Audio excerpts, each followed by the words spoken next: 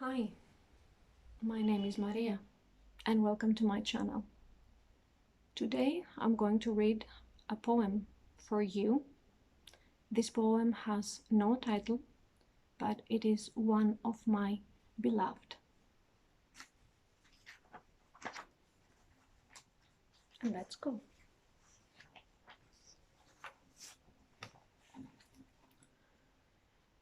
Before you come into my life, all things seemed impossible.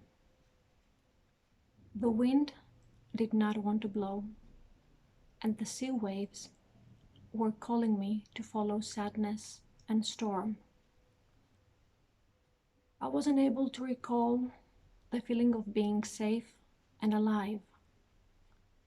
My heart has been a huge stone, and a fence was all around me.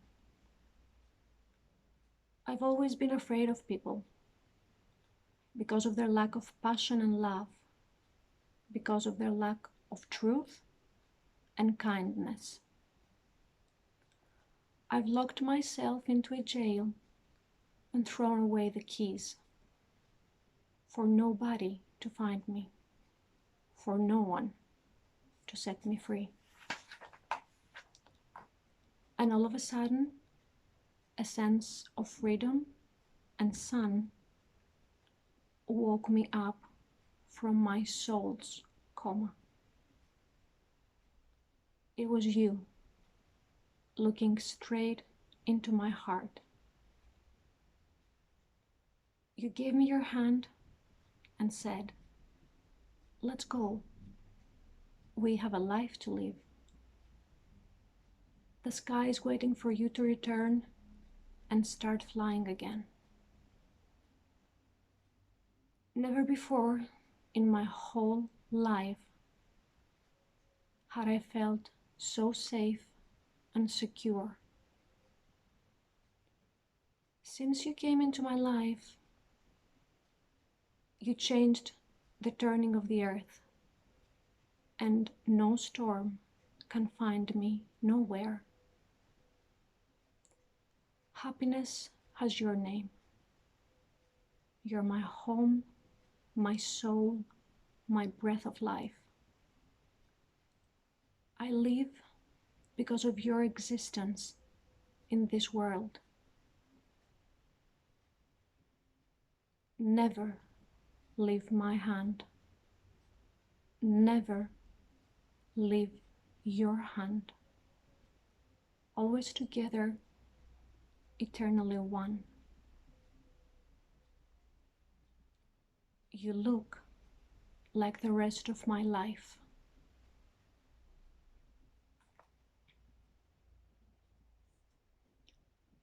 This poem is untitled. Nobody knows if it was written by a man or a woman, because it could have been written by anybody. We're all humans, no matter the gender.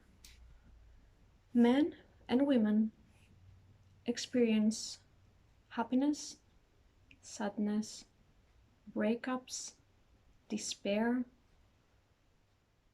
We all cry, we all laugh, we all love. We all feel alone in our own body. We all live alone, even if we are surrounded by thousands and thousands of people. So it has no meaning to know who wrote this poem. But that poem has a very specific meaning. And let's get into that. We can understand that the source of that is love. Somebody wrote that to express the gratitude that felt for that specific someone who came into her or into his life and made the difference. The difference was to set the person in jail free. That is what poetry does. Poetry speaks to our soul. It strengthens the wings of our soul. That's why so many readers can read a poem and say, oh my God, oh, thank you very much. It's like you speaking on my behalf. It happened to me. I know that it happened to you most of the times. That's why when you read a poem, you have your heartbeat rising. You're starting feeling goosebumps. You have something going on inside your stomach.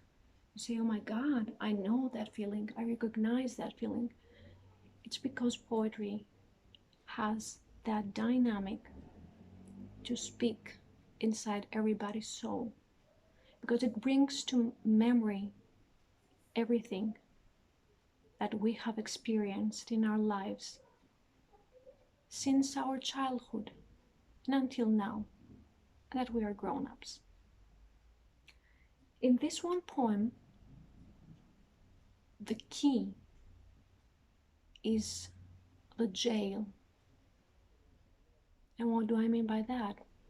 Jail cannot be only when you're in prison, right? Jail can be the four walls of your bedroom. Jail can be a fence that you have surrounded yourself with in order to protect your feelings because you have been hurt. Jail can also be a wall that you've started slowly building in order for you to be detached of the world.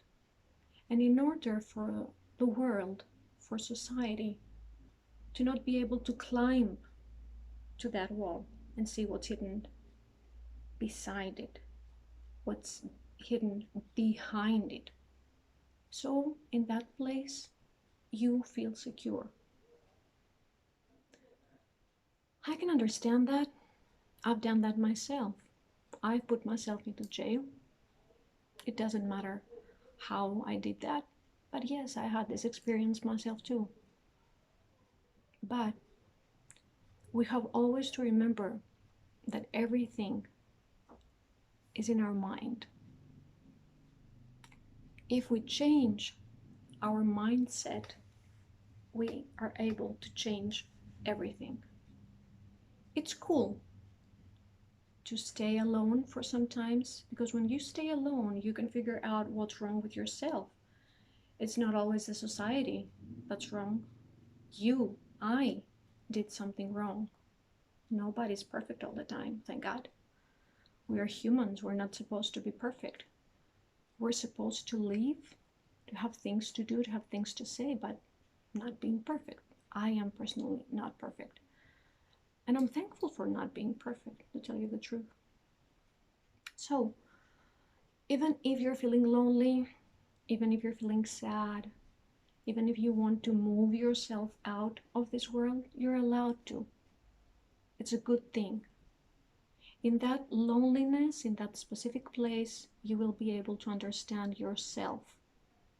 You will be able to find out what it is that you need to do better next time, what your lesson of that pain that you have experienced has taught you, what you need to teach to others if it's needed, from what you learned by your pain experience. And in this poem that I read to you, which I truly love, the main key is whatever you do, even if you decide to be in a jail, don't throw away the keys. Don't give the keys to anybody, because that somebody might like you being there in that jail, might never set you free from that jail, whether it will be your friend, your family, your neighbor, your beloved one. No, keep the keys to yourself. Lock the jail if you want. Lock it. But keep the keys, because as long as you're keeping the keys, you are keeping your freedom in your hand. Because there will be a day that you will want to get out of that jail. Because you, being there, have been preparing yourself for that one day to unlock the door and get out to the world. If you build a wall, make sure that you have the hammer in order, when you're ready, to break that wall down. If you build a fence all around you, make sure you have that huge scissors to start cutting the fence, because there will be a time that you will want to get rid of all those things that kept you there, kept you down, kept you low. And even if you are in that condition, just always keep in mind that out there is somebody that will come to your rescue when the time will be the perfect time. Because everything in this world, it has to do with synchronicity. Nothing is happening by chance. Nothing is happening just randomly. No. All things are happening according to synchronicity. At least this is how I feel it. So be open to receive help. And when that person comes into your life, open the door, break the wall, cut the fence, and give him your hand. He or she will give you the other hand. Be like that and get ready to fly. So, what we've learned today from that poem is that yes, it's okay to feel bad. It's okay to feel lonely. It's okay to distance yourself from people. It's okay to distance yourself from you. But never forget to keep what will set you free in your hands. Keep your freedom inside you, inside your mind and inside your soul. Because freedom is a state of mind, like all things are. But we're not always ready to understand them. And we're not always ready to have all those things part in our lives, have them with us.